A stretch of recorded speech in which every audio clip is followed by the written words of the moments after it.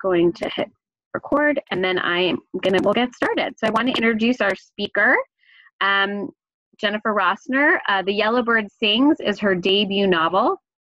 It tells the story of a Jewish mother and her child hiding for their lives during World War II, and is grounded in interviews, travel, and historical research. Jennifer previously published a memoir, If a Tree Falls, about raising her deaf daughters in a hearing, speaking world and discovering genetic deafness in her family dating back to the 1800s. In both the novel and memoir, she explores themes of silence and sound, loneliness, and connection. Her short writings have appeared in the New York Times, the Massachusetts Review, the Forward, and elsewhere. In addition to writing, Jennifer teaches philosophy. She received her BA from Columbia University and her PhD from Stanford University. She has taught at Stanford and at Mount Holyoke College. Currently, she teaches the Clemente course in the humanities, a college-level course for women living in economic distress. She lives in Western Massachusetts with her family. So I would like to introduce Jennifer, and thank you so much for being here today. Thank you so much for having me. How's my audio? Okay. Good.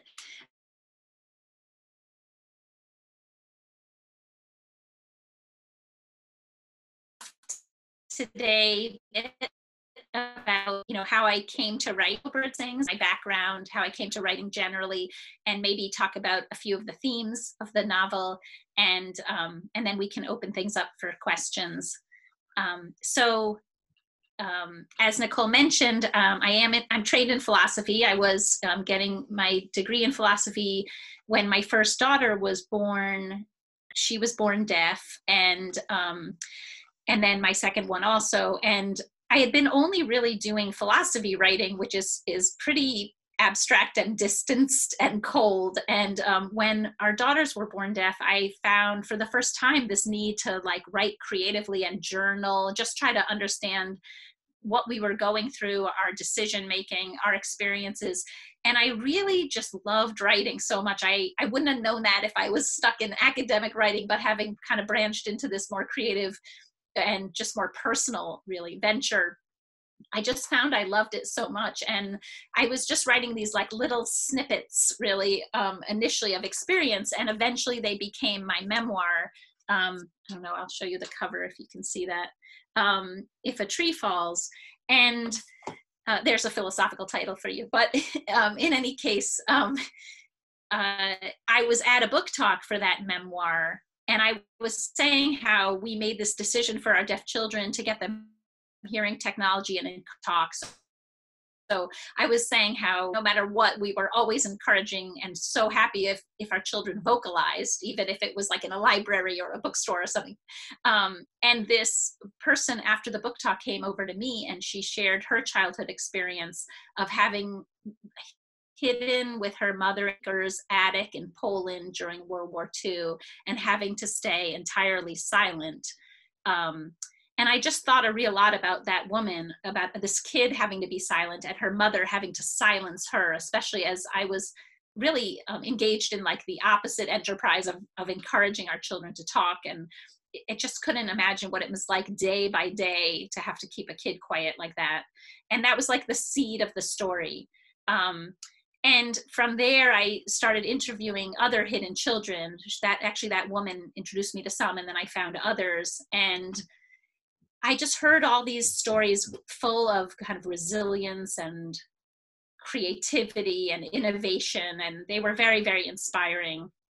And, ultimately, I ended up writing a very different story. I set aside those particular stories. There might be a detail or two here and there that come in, but I decided to write a fictionalized story, mostly because I thought it was important for those hidden children, if they ever decided to write their own story, that they would do so. And then, it kind of took on its own trajectory. I chose to have the yellow bird, and I chose music to be this connective tissue, etc., which we can talk about more. But I wanted to just say a little bit about my process, because in addition to interviewing, and I should say something just to get. And so there was this woman who was in a shoemaker's attic with her mother for nearly 2 years. There was, a girl who had like hidden in plain sight on a neighbor's farm. She wore a cross and just like prayed that neighbors wouldn't denounce her. There was a boy who was hiding in a school attic. So all these other Christian children were playing outside every afternoon, and he was in this little attic looking through the slats. There was someone who was smuggled over a ghetto wall in a suitcase, and many others in these like tight and confined spaces having to be silent. So there was a lot of range of experience. But after kind of creating my own draft of a novel, I got in touch with a guy in Poland who guides people through Poland. He's also a guide at a museum in Poland. And he was really an amazing guy. And he asked me to mail him the manuscript in advance. And then I came and he took me to like the settings. Like he took me to this area of farmland with barns, heading and fields in the back. And I got to see how things were lined up, how close you were to your nearest neighbor. And they were pretty close because the land all like moved in these like long, thin swaths going back toward the river. He took me to a convent where children were hidden, and I got to go in, and like the waft of mushroom soup and like the way my feet, like sounded on the floor. I mean, all these sort of sensory experiences, which were incredibly stimulating. And he also took me to this area of forest, like a primeval forest. I went in December because I wanted to know what it would be like to make it through winter in a forest. My older daughter came with me on this trip and won't forgive me that we went in the most bitter time. It's so cold. But anyway, so we got to see like what this forest was like, and he took me to an area where partisans had hidden. So I really knew like this was the real deal. And at night, he sat with me with Polish texts that weren't translated into English, and he told me like snippets that he thought might be relevant to me. It was such an amazing experience. I also got to go to Tel Aviv and meet Amnon Weinstein, who maybe you've heard of. He's this violin maker who has embarked on this project of rescuing violins from the Holocaust and rebuilding them, and they're played in these orchestras around the world. And that was also an amazing experience. So there was a lot of kind of on the ground research. And then there were these consultations, like, with a Holocaust historian, definitely, with nuns, with a masterclass violinist to understand how my prodigy was going to practice and what she would play, with a musicologist to help me understand kind of the stories behind or beneath the music, that just as a more naive listener wouldn't know, and then sort of translate what that meaning might be for my character. I also worked with a forest tracker to help understand how my character could move through the woods without leaving traces, how she would move her feet, and etc. And mushroom foragers and all kinds of people like that. So that from the research side, is part of my journey. So if you end up with questions about research, I'd be really happy to answer them. And then the other things I thought about talking about are, the fact is that I chose music to play this very big role in the story. I'm not sure how many of you have read the novel, so I don't know. I wonder if you'd raise hands, because it would help me. Oops, hang on, my screen just flipped. Wait. Oh no, who's read the novel? Okay, so because I want to be careful. Thank you, that's very helpful. I want to be careful when I talk because I don't want to have any spoilers for people who haven't read it. But I can say, it's you'll know from the back cover that music plays a very big role in the novel, and I made that decision on a very personal level. My dad played violin every day as I was growing up, and I saw this way in which music connected him to his family, also to his Jewish roots. And I trained as an opera singer, and while if you ever read my memoir, you'll see that there are deafnesses in my family that aren't just literal, there are metaphorical deafnesses. I felt unheard in many ways as a child, but not when I was singing. I felt like somehow when I was singing, everyone listened, and so this connective power of music was very kind of intuitive for me, and the transportive power of music. And so those things played a big role in my choosing.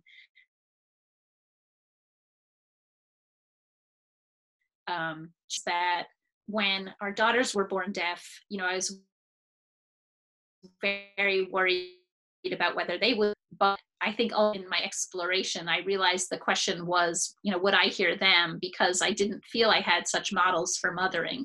And yet when I went back and traced my ancestry and found these deaf ancestors, I found these two sisters living in a shtetl, deaf sisters, like my kids, but when they had babies of their own, they tied strings from their wrists to their babies at night, so that when the babies fussed or cried, they would feel the tug on their wrist and they'd wake to care for them. And this was such a incredible innovation and model of connection. And I think that also inspired me to use the violin, a string instrument, in this story, to sort of use the string again as a connective tissue between a mother and child. And happy to answer questions about music when the time comes. And the other thematic thing I thought I'd raise is that, there's this yellow bird. And so Shira's this young child. She's in the barn with her mother. She conjures a bird who can sing out the music she hears in her head, but she has to be silent in the barn. But also her mother ends up telling a nightly story about a brave girl and her bird who avert many threats and find safety. So this bird is like a comfort to Shira from her own imagination, but it also plays a role in connecting her to her mother, because her mother takes on this magic bird, and sort of it plays a role throughout. And the only other thing I'll say about the bird is that it became really a great thing to have as a writer in the novel, because I was dealing with a 5-year-old's perspective and then the mother's perspective. So the novel shifts point of view. But when I'm in the 5-year-old's perspective, I can really only know what the 5-year-old is aware of. Otherwise, I'll be outside of her point of view. So you're kind of constrained when you work with a child's point of view. And the bird kind of helped me, because the bird enabled me to add subtext. So even if the girl was feeling things she wouldn't even be able to articulate, I could have the bird kind of come in and do certain things. And then the reader would know that there's more going on than the girl could have known. So this was very helpful for subtext and for kind of adding depth to the story. And also, I just thought it was really important for this girl to have a source of comfort. In addition, she had her mother, but it was complicated, and she had her blanket, which also became somewhat complicated. So she did have the bird. And let's see, let me see if my set of notes that I wanted to talk from when I shifted you when I had to go off to the other screen disappeared. So let me try to find it back here. Hang on a second. There it is. Yeah, I mean, I think the only other thing I really want to say specifically before we kind of open things up is that, when people ask me, I don't know, what's this novel about? I think that it's definitely about like this unbreakable connection between a mother and daughter. But I also think it's really about the role of creativity and beauty in human survival. And that is something that view with the hidden children is that I think that people, there's a lot of luck in survival on these circumstances. And maybe also the ability to find beauty where you can, even in these terribly dark moments. So just being able to recognize the vanilla scent of tree bark and breathe it in and find some peace there, and in this story, the lilt of a bird's song, or the movement through the grass, or whatever it is, but very small, maybe really subtle things, but the ability to know that there's beauty in this universe even when terrible things are happening, I think had a profound role in the survival of the people I spoke to. And I wanted that to come through in the novel. Yeah, and the only other thing that I was thinking about talking about, if it's of interest to you and if you want to, I don't know, is just like as a writer, if you're interested in what it is like to be writing, I know that there's a lot of writers who have this routine, like they write from 9 to 12, or I don't know, some of them write from 5 a.m. to 7 a.m. or whatever. Everyone has their own routine. I don't know if you know the Penderwicks book. The author of the Penderwicks is a neighbor of mine, and she actually works from like 10 p.m. to 3 a.m. So everyone has their own crazy stuff they do in order to get their work done. But for me, it's been one of these much more hodgepodgey things because of kids and teaching loads and all these other things. And it's like I'm kind of sticking it in where I can.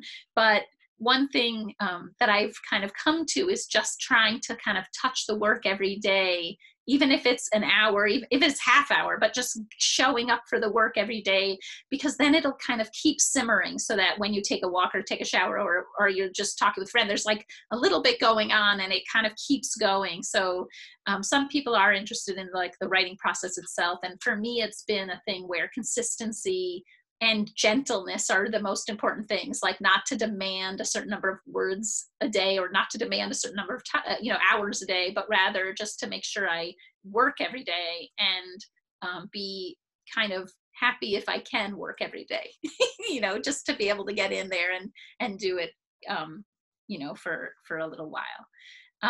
And so that's how I, given that it's a pandemic and everything's crazy and, one child who was supposed to be away is home and the other one, everyone's home. And, my writing life has changed a lot too, but I'm doing that now as I write a new novel. I'm trying very hard to kind of just like touch it every day and hope it keeps going.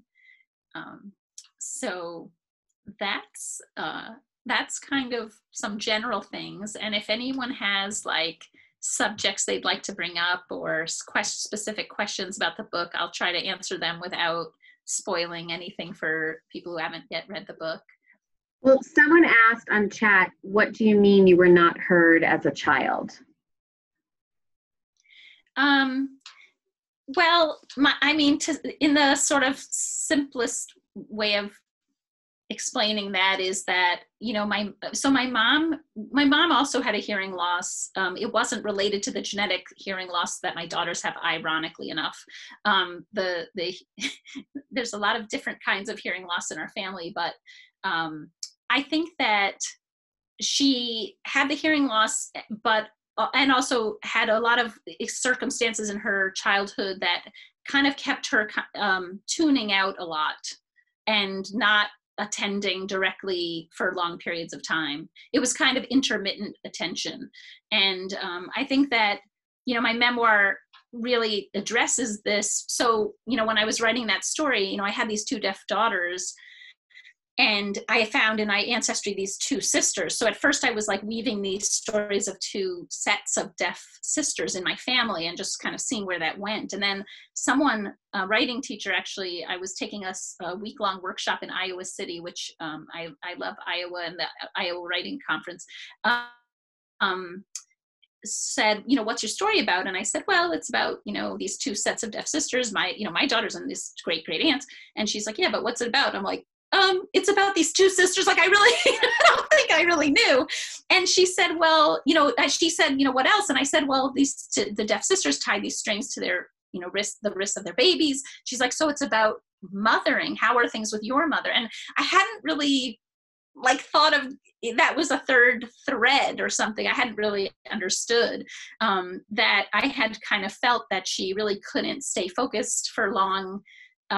She had 4 kids in 5 years, but also she had an abandoning parent and all kinds of things that led to her. And, initially as a child, feeling unheard may be, hurtful, but I think as a writer, as I sorted it all out, I gained a lot of compassion and understanding for the origins and sort of the details of her situation. You end up becoming very compassionate for your characters. It's the same thing. And our relationship has healed quite a bit since I wrote it, even though it felt so risky to write a memoir that involves the thread that you didn't feel heard by your mother. Sounds like you may never touch your mother again. But my mom was actually incredibly gracious about this, and kind of for the first time acknowledged, she said, I realized I couldn't hear you. It was a pretty unbelievable transformation or a recognition. And so sometimes, a lot of memoirs, there are different receptions your family can have, but mine had a good one, so I was lucky. But it was also just important for me as a developing mom to kind of sort through what was happening, and so that I could make sure I'd be hearing my children. And that's kind of that story. Thank you. Someone asked, what was your greatest joy and your greatest frustration in writing this novel? Yeah. I really love writing, I found. And so I just like the day to day. I like crafting sentences. I like, finding poetry and language and these sort of things. So I don't know what's my greatest joy. One of the great joys I've had with the novel after publication really is that one of the hidden children attended an event with me, and he was so pleased about this novel. And that made me really happy, because there is this representative pressure. And his story was so inspiring. He was actually the boy I mentioned who was in a school attic, but there were things about his story that were really incredible, and that I did borrow little tiny details from. His mother taught him to read in the school attic, and his mother also did all this like funny geography testing with him. Like they had an atlas too, and she would say, like, if you needed to get from Odessa to Warsaw, how would you do it? And like every day challenging him with these routes to keep, to pass the time, but also to be educating him. And he said to me that his experience was to be in a cocoon of love during this time, which is unbelievable. Like a mother who could have that be a child's takeaway of experience of hiding for, this length of time under terrible circumstances was really amazing. So I actually think that my event with him is probably the highlight of what's happened with this novel. And as regards frustration, there are just these low points where it's back to the drawing board. Sometimes, I had actually written out a lot of storyline that's on the cutting room floor, really a lot. Like, there was a second daughter born, and she was in New York, and all kinds of things that happened that are gone. And I think it was smart that they were gone, but because it kind of it was a diluting factor. This way, there's something very intense going on in this novel. It's more kind of like a reduction sauce or something, when you take out anything extraneous. So I think that these decisions were smart, but sometimes frustrating, to just keep going. It takes a long time. I think that the persistence and perseverance it takes to write a novel can be hard. And then there are some times, it's interesting with the reception of a novel where I feel I've gotten a terrific reception overall. And then there'll be people who just really didn't get what I was doing. And what can you do? Sometimes like you just send something out in the world and it's a bit of a projection screen. It's like what people make of it is what they make of it, and they're bringing themselves to this situation. So you just have to let it go because it's them. It's like an author and reader are meeting here in the middle. And, you don't know, each person brings their own thing. So sometimes there have been things like that where, for instance, at some point someone said it felt childlike. And I was like, it's from a child's point of view, of course it was childlike. She was 5, there's a point where she says something about a stinky poop, and literally said like, it was so childlike. She mentioned stinky poops. And I was like, well, if you've ever had a 5-year-old, so that kind of thing can sometimes be hard, but it's just part of letting go. It's part of, this is my story, but it's not my book anymore because it's out there in the world, so it's just this matter of like, having to be like, I did what I did and now you'll do what you do, and it's okay. Yeah. Well, yeah, you definitely can't please everybody, but I can only, I guess, speak for myself, but I know someone else on this call right now who also I didn't feel like it was even childlike. It was beautiful. So I don't know what they didn't get. But someone would like to know, in terms of your girls, do you do signing with them, or do they lip read? Do you do a mix of both? Yeah, so my daughters have cochlear implants and hearing aids, so they hear very well.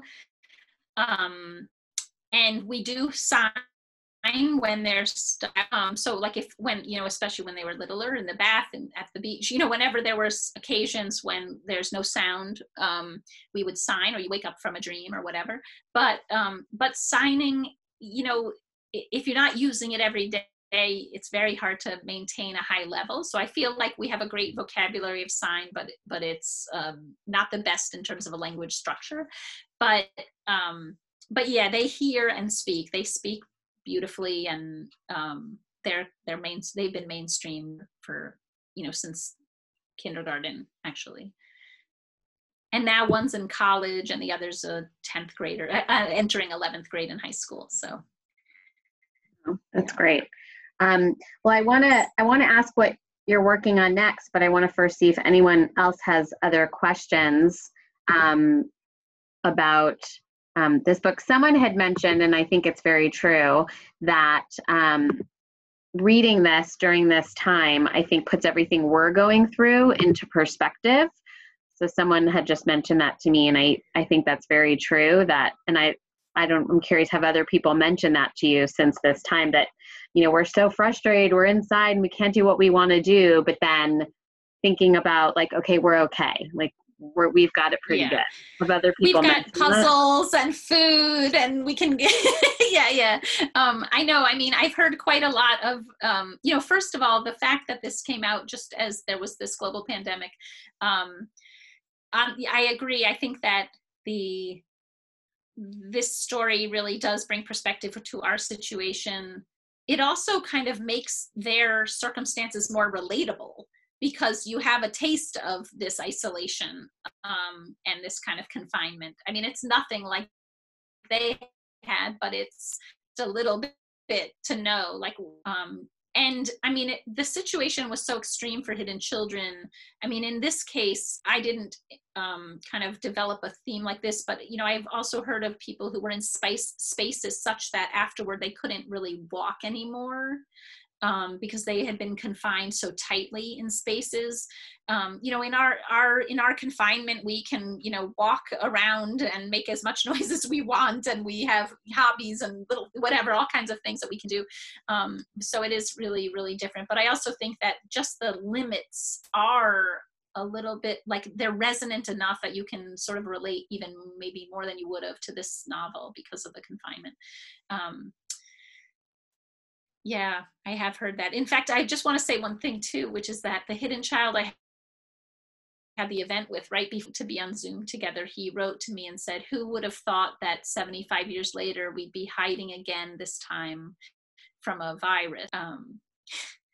So pretty amazing. That's very powerful. Yes. So I'd love to know what you're working on next, and, if you'd like to share that with us. Sure.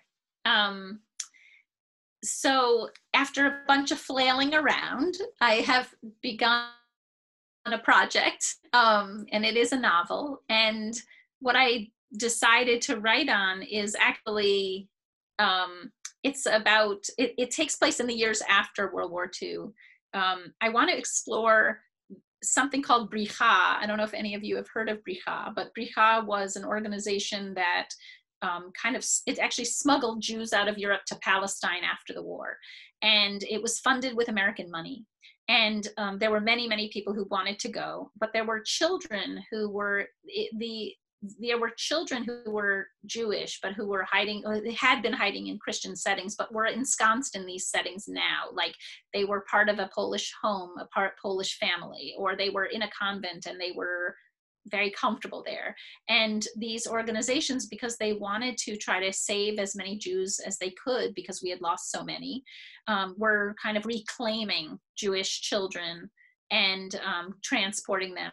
But first they would end up for a while. It wasn't so fast. I mean, they ended up in a Jewish orphanage for a while, or they ended up in a DP camp for a while, or some kind of children's home. So imagining that there were children who had lost their initial family, had gotten settled into a new family, though it's Christian or a convent or some setting where they were settled in, and then being pulled from that setting into an out, to be taken out again, to be reclaimed as Jewish, and then moved to Palestine. And so what I'm really interested in is, I mean, there was such a range of reaction. There were people who embraced their new, they got to embrace Judaism, and they felt their roots kind of returning.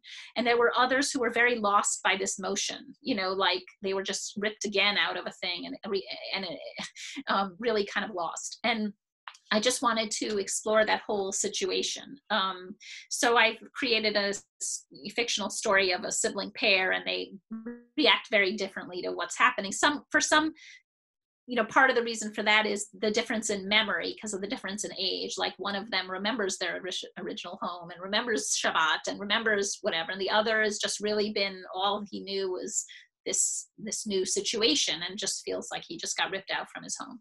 I was speaking yesterday to a scholar in the Galilee area of Israel, and he was saying how it was so complicated, that there have been cases where a mother will come back for a child is like, you're not my mother, I mean, you abandoned me, and that feeling, I mean, which is so complicated. And you see in my novel, that the decision to separate from your child, which was a decision to save a child, it wasn't made for any reason other than to save their life, had these emotional reverberations that are so profound. And I really, really understood that when I interviewed people who were close to 80 who had so much feeling, either of hurt or rejection, because their parents put them in another home to save them, which they know intellectually,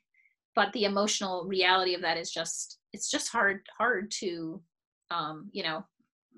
hard to make vanish. And obviously I was writing this at the time of their children being taken from their family at the border, and I'm thinking to myself, 75, 80 years later, they're going to be still feeling this pain in this acute way, because that's how I saw these hidden children feeling it. It was like shuddering down. I mean, even though they've created these wonderful lives afterward, good marriages, great grandchildren, having bar mitzvahs, I mean, so much happiness in this one way, but there's this like box, that is just so full of pain from the past.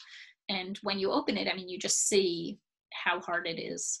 So I don't know, I'm interested in it because there have been just this smuggling of children for what feels like a purpose that's really important, but also really it raises just so many questions about I don't know, about the nature of rescue, about belonging, about being found and being lost, and just all kinds of things. And identity, especially about religious identity and personal identity. And, I try to bring that up in my novel, The Yellow Bird Sings, because, the fact is the girl's name changed 3 times. And this happened to protect her, but then you lose the trace. Like, how am I ever going to find my mother if I don't know her name or my name?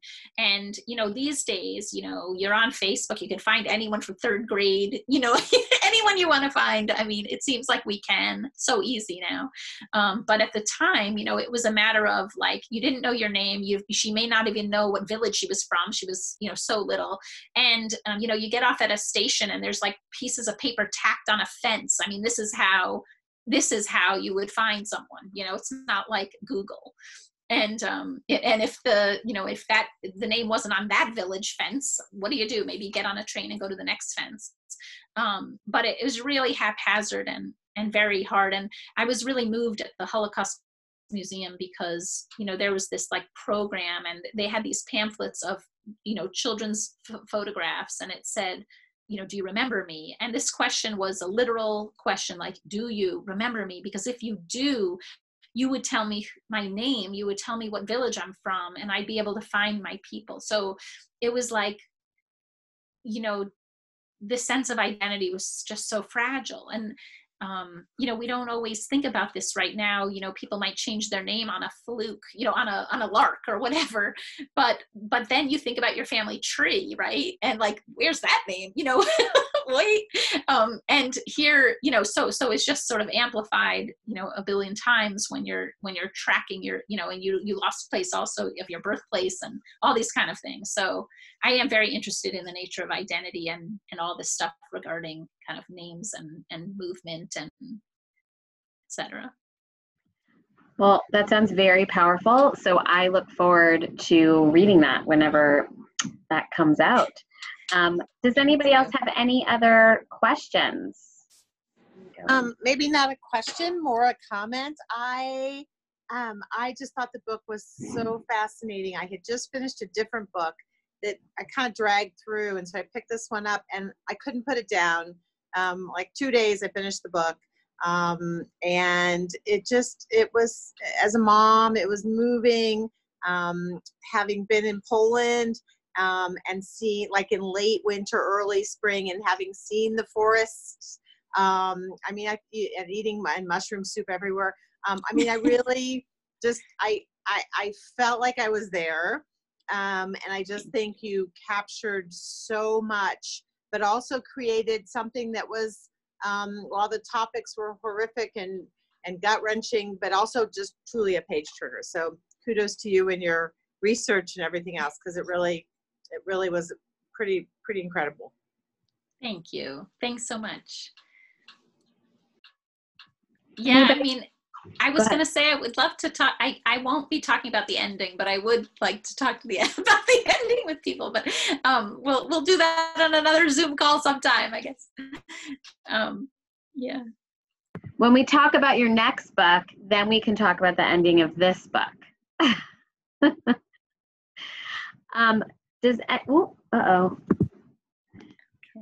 Sorry, I lost my connection for a second. It's back. Does anyone have any other questions or comments? Okay, well, thank you everyone for coming. Thank you, Jennifer, so much for your time and your beautiful words and your story. And if you haven't read it, I highly, highly recommend it. And I truly look forward to reading your next book. So hopefully that's sooner rather than later. But really, thank you everybody so much, and stay well. Yeah, thank you so much for having me. It was a pleasure. Thank you.